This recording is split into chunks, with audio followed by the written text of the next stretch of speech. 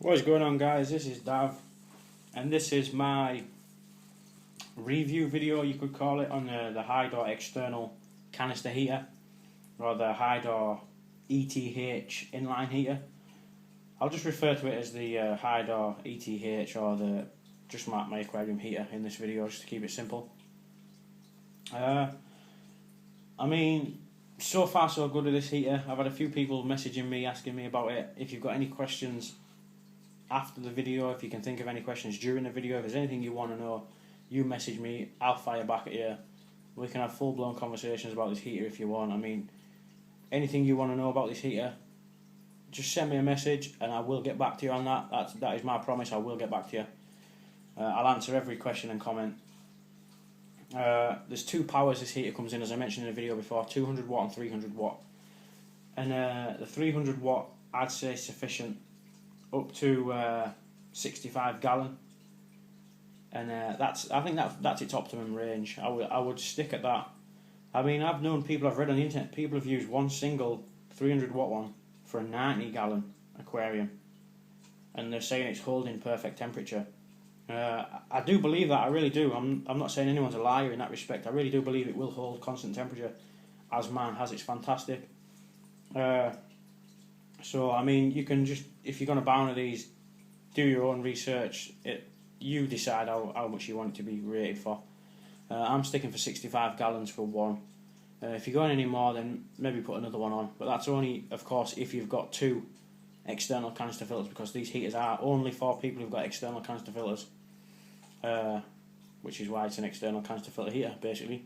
I know that's pretty obvious, but I just thought I'd best get that one in there before somebody goes and buys one and realise they can't use it because they haven't got a canister filter. But anyway, moving swiftly on. Setting the temperature is pretty simple. I'll show you again for people who haven't seen it, but please excuse the mess underneath here. Please just ignore all the mess. Oh, get my finger out of the way, turn the light on. There we go. There's the dial. Switch it to whatever you want it to be. The red light there indicating that it's actually heating up water now as it passes through. There's the arrow. Pipe connected there, runs all the way through, goes to the canister filter. That's it, set up. Plug it in, switch it on. You're ready to rock and roll, and that's you sorted. The heater makes a little clicking noise when it's switching on and off and it's heating water. So that's always good. You don't notice the clicking noise. It's not really ridiculously loud. So if you're listening for it, yeah, you can hear it, but if you're just getting on with your day-to-day life, you'll not hear it at all. I like the clicking noise because I don't have to open the cabinet all the time to check see if the light's on or to see if it's actually working. The beauty of having a heater in the tank is you can just glance and you can see if it's heating or not. But also this little clicking noise on this heater is good because I can be passing through here, I hear the click and I think, just peace of mind, I know myself that the heater is working. So that is a good thing as far as I'm concerned. It's held constant temperature. It really has held good temperature. I mean, I've got the spray bar right across the top of the tank, so the heated water is coming out without the full length of the tank, so every single part of this tank I know is at the right temperature.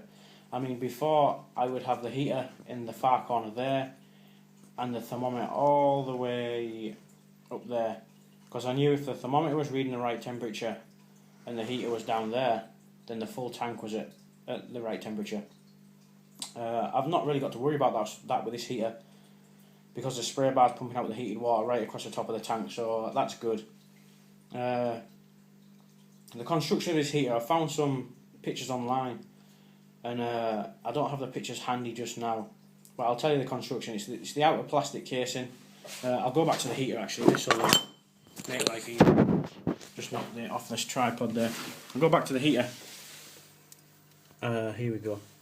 Right, it's made up of two outer casings, as you can see there, the two casings, the back and the front. They come apart, and inside there is glass tubing. Pretty much like you'd have a normal heater, is glass tubing wrapped around a heating element. The water passes through the tubing, with a heating element wrapped in it, heats up the water, and sends it out into the tank. That is pretty much it. It's a good construction. It's pretty basic, but it does a job really well. Really well. And here's Dave from the last video. Good boy. Just set this back down. So that it's pretty good. I mean, some people have disassembled them. I wouldn't do that. I wouldn't recommend doing that either, unless you really know what you're doing. But I wouldn't recommend taking one apart. I really wouldn't. Anyway, moving on. Things go wrong. Things have gone wrong with these heaters online that I have seen. The heater's got a safeguard to protect you from overheating. Then basically the safeguard is designed if water flow stops or water flow is reduced, like considerable loss of water flow, the heating element inside will switch off. And to pretty much stop the heating element heating up and cracking the tube, because if the tube cracks then you're going to have a leak. This can happen. It has happened in some cases, not many cases, but it has. I've found on online. But like any heater can stick on, heaters can stick on, heaters can turn off. There is always that chance. Not every single unit will be 100% fail-safe. Things will go wrong with some of them. Obviously, and as equipment gets older and older, it could happen then. Just keep an eye on that. I've not experienced anything like that, and I hope I never do, but there always is that possibility there that it could happen. I'm trying to think what else do people want to know. The pros and cons. I got asked about the pros and cons. One big pro for me was getting rid of the ugly heater in the tank, and also with getting rid of that ugly heater in the tank, I actually lost the worry of the plec. Well, all my little bristle noses and that, because I like to. I've seen them before sucking on the side of the heater inside the tank, very close to the heating element, and it surely can't be good for them. You just expect to find them fried one day, so that was a good thing for me. It seems to work more efficiently than a regular heater, purely because of the flow with the water and the filter. And this thing is on only half as much as the one in the tank was. It seems to be doing half the work, but keeping a better temperature, constant temperature, which is good for me. And a constant thermostat is brilliant. The cons can be slightly tricky to position under the tank with your filter, because if you've got a big filter in only small space, it can be a bit tricky. You've got to watch that you don't crimp your pipes to reduce the water flow. But I mean, as long as you do that, I can't really see any problem with that. And also another con is people who've had them crack, the glass tubes inside crack, it can leak. That's another thing to keep an eye out for. But I mean, they're the only ones that I could really think of as far as cons go. So basically, all I can say is it heats the aquarium more efficiently than a normal standard internal heater. It gets ugly equipment out of the tank, and the consistency of the temperature is absolutely spot on. And also, you can pick one of these up for like $24.99 off eBay.